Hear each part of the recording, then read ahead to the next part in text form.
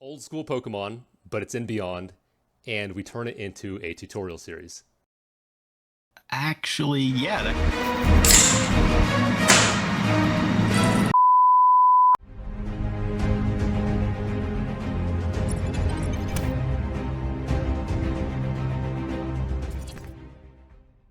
Day one was laying the basic groundwork.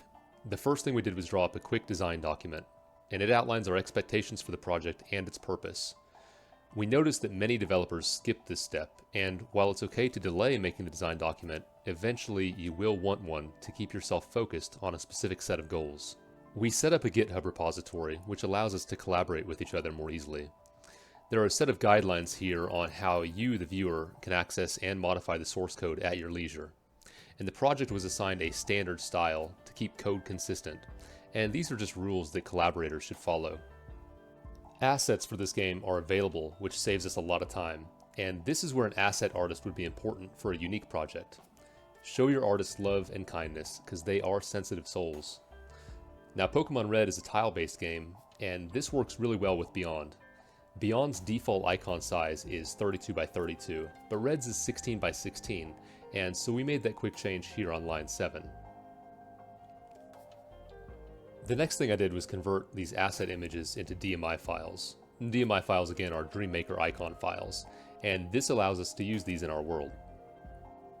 It's very easy to break these images up into DMI files. To do that, you're going to want to select a portion of the image that is divisible by 16. In this case, this section here that I'm cutting is 160 by 160. Next, you'll make a new DMI file, and make sure that it's 16 by 16, and make sure that you've made a dummy state here. Then all you do is paste it in. And now all we have to do is delete the duplicate tiles and name them appropriately. When you do that, you come out with something like this. We're employing the soft-coded method of adding turfs and objects to the game, and this just means that each icon state is not specified here in the code. To access the icon states we just made, right-click your default turf here, and create a new instance. Now change its icon state variable to match your desired state.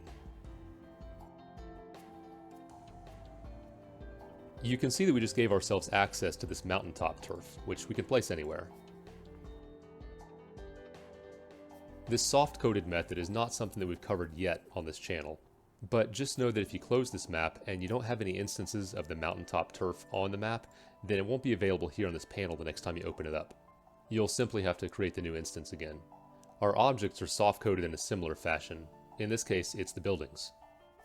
Now, some of the buildings are 3 tiles wide by 2 tiles tall, or 4 tiles wide by 4 tiles tall, and that's what this is specifying here. And when we navigate back to the map, you can see that it's represented in the same way. This object is just called 4x3, and this icon state here is called Pallet House. So this is a new instance of the 4x3 called Pallet House. In the original game, a single color on all turfs and objects is recolored when changing zones. We considered several ways to handle this in our game. First, the colors could be swapped when entering a new area. This would happen globally, and it actually didn't stress the game performance as much as we were expecting, which is nice. The second option is that a color matrix can be used to shift all screen colors.